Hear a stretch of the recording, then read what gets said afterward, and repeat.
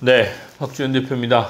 우울한 소식이죠. 건설업 일자리 200만 명 붕괴, 외환위기 이후 최악 수준 이런 기사가 나오고 있습니다. 상반기에 취업자 수가 14만 6천 명. 요즘에 이제 언론들이 일용직 근로자죠. 직업소개소에서 일자리가 없어서 하루를 공치는 뉴스 기사들이 많이 올라오는데 실제로 현실입니다.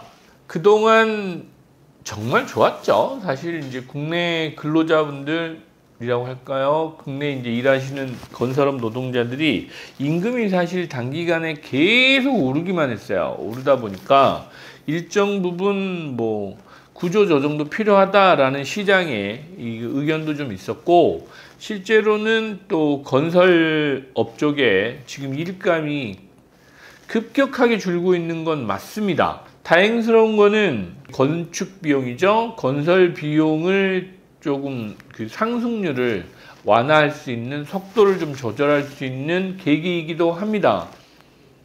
이제 건설 회사들 같은 경우는 이제 자재비 폭등보다는 금리하고 특히 PF 현장은 그렇습니다.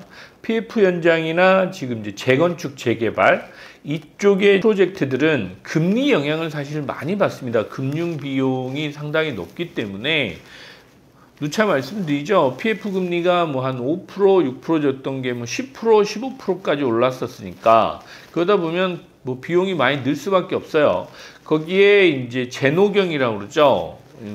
재료비, 노무비, 경비로 분리되는데 경비는 일반 관리비로 분리할 수도 있고 경비로 넣으신 경우도 있어요. 금융비용은. 그러나 재료비보다는 노무 비율이 워낙 비율이 높습니다. 노무 비율이 높았던 거는 현재는 근로시간하고도 영향이 가장 크고요.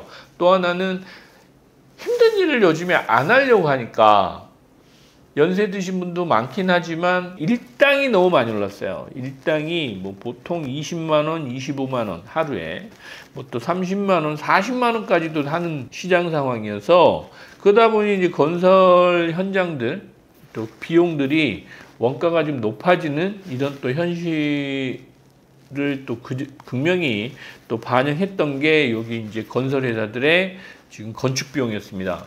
그런데 이제 PF도 잘 안 되고 하다 보니 지금 건설 현장 노동자들 일감이 없는 건 사실입니다. 정말 없습니다.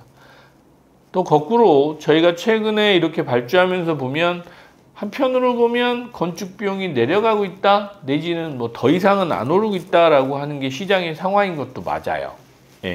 예전에 비해서 건설 회사들이 너무 일감이 없다 보니까 이제 공공의 발주한 SOC 사업이죠. 그런 SOC 사업 아니래도 소규모의 공공 발주하는 거에 수백 대 일, 수천 대 일로 입찰을 한다고 하더라고요. 이제 그런데 민간 공사는 그만큼 또 많이 지금 건축 허가나 착공이 이루어지고 있진 않아요, 실제로.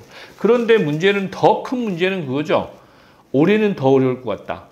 올해 더 좋아질 기미가 안 보인다. 왜?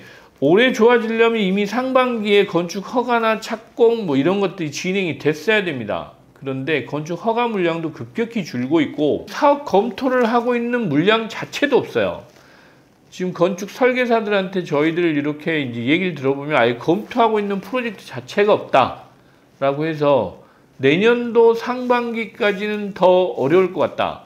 라는 얘기를 많이 합니다. 하반기부터는 SOC 사업이나 뭔가 발주가 나갈 수 있지 않겠냐라고 하는데 그것도 쉽지는 않은 것 같습니다. 구조개혁 쪽, 그 다음에 이제 세수가 부족한 부분이 가장 큰 문제일 것 같아요. 그래서 올해는 쉽지 않다. 그럼 내년도에 지금 사업 검토를 시작해서 설계를 한다고 해도 건설 회사들 내년도 녹록치 않을 것 같아요.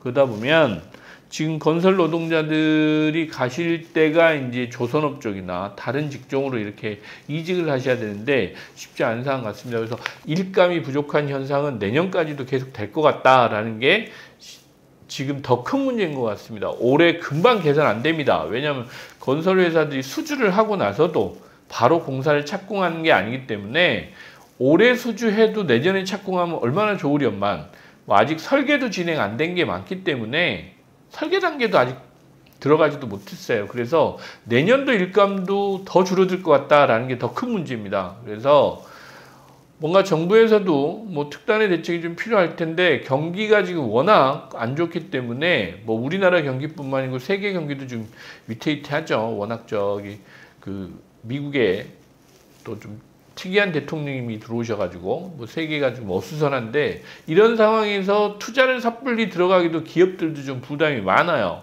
그런 상황이라 내년도 건설 경기도 그렇게 호락호락하지 않을 것 같다는 게 더 큰 문제다라는 게 지금 우려스럽습니다. 그래서 여러분들 입장에서는 지금 뭐 단순히 뭐 일감이 부족했는데 내년에 좋아질 걸 기대하면서 버티시기보다는 일단은 그 소낙비는 좀 피하고 봐야죠. 그래서 다른 일자리를 찾아보시는 것도 단기간은 필요하다라는 그냥 말씀을 드리고 싶네요.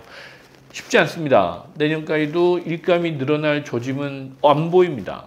네, 그게 현실입니다. 그래서 일단은 소낙비는 피하고 가자. 그리고 원가 부분도 조금 조절이 돼야 된다. 그리해야 수주가 가능하다. 뭐 이런 시장의 상황입니다. 그래서 있는 그대로 여러분들한테 좀 말씀을 드리고 이 영상을 보셔서 이쪽에 관련되신 분들이다라고 하시면 뭔가 경쟁력을 키우는 방안을 찾아야 된다.